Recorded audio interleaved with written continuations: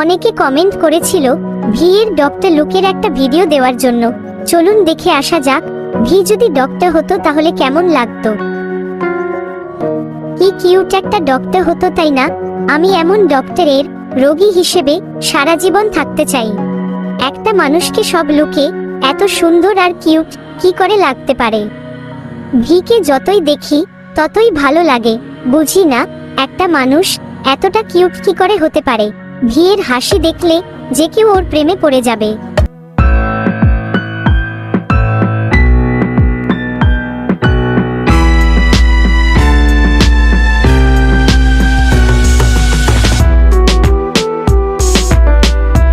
V K doctor লুকে কেমন লেগেছে কমেন্ট করে জানাবেন।